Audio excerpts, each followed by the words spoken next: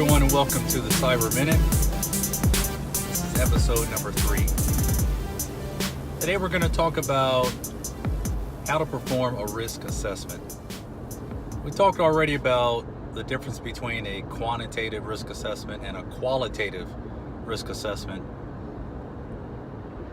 I'm going to focus more on a qualitative risk assessment because, quite frankly, that's what I recommend folks implement first.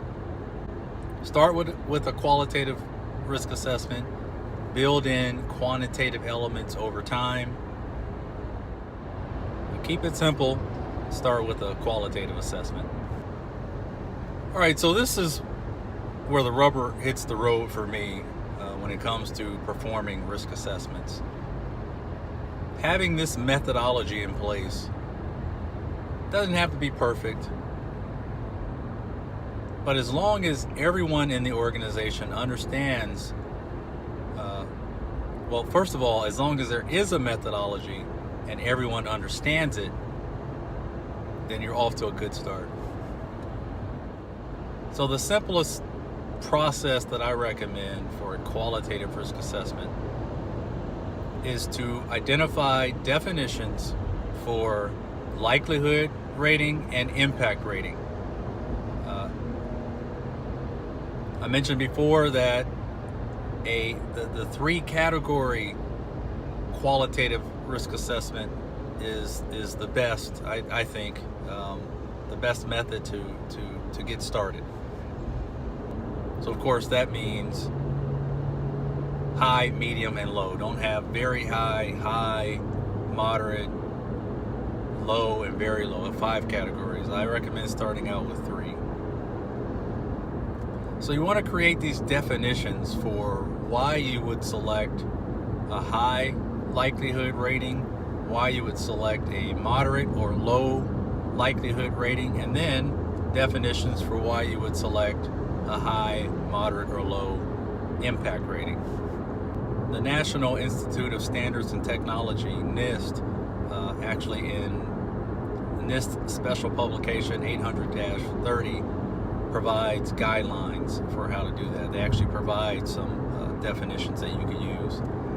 So examples could be, you would select, first of all, you identify that you have a risk. You have both a threat and a vulnerability. And then you'd start assessing the risk by looking at or by selecting an impact rating and a likelihood rating. I usually start with the likelihood rating. The question you want to ask yourself is, what's the likelihood of the threat overcoming the vulnerability? And your definition could be, the likelihood is high if the threat source is highly motivated and if controls are not in place to mitigate the risk. So then the question becomes, how do you know the motivation of the threat source? And again, this is a qualitative assessment, so everything's subjective. But a subject matter expert could, scour the web and identify situations similar to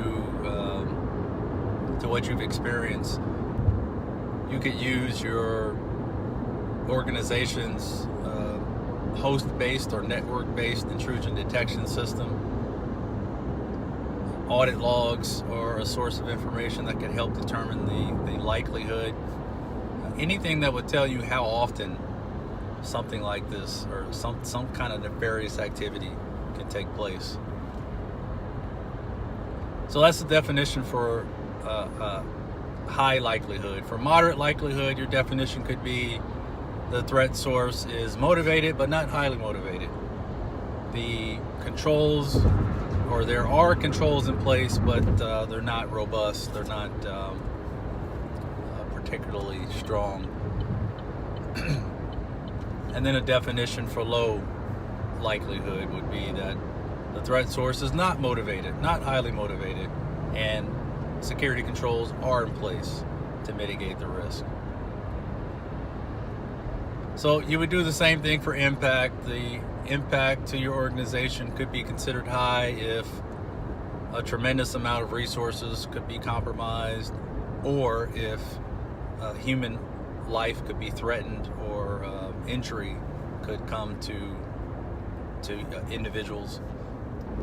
So you come up with these 6 definitions for the likelihood and impact. You identify your risks. You look at all your assets in your environment. Identify any vulnerabilities to those assets. Associate a threat to those vulnerabilities. And then for each threat vulnerability pair, you do this assessment. What's the likelihood of the threat overcoming the vulnerability, and what would be the impact if the threat overcame the vulnerability? So if the likelihood rating is moderate and the impact rating is high, then your overall risk rating for that incident, for that threat vulnerability pair, is moderate. If the likelihood for another threat vulnerability pair is low and the impact rating is high, then your overall risk rating is low. The lower one always wins with a 3-category risk methodology. I usually get pushback from folks when we talk about this in my boot camps. But the example I always like to give is Fort Knox, right? If you have $1 million and you store it away in Fort Knox, the likelihood of someone gaining access and stealing that money is pretty low because Fort Knox is so secure.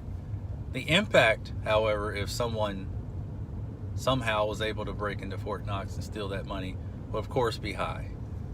But if you compare the likelihood rating of low to the impact rating of high, the overall risk rating is low because there's not a very good likelihood. So the likelihood and impact rating are like a seesaw. They sit on opposite sides of a scale, and you have to consider both equally against each other. So that's it. Thanks for watching. Stay secure, and I'll see you next week.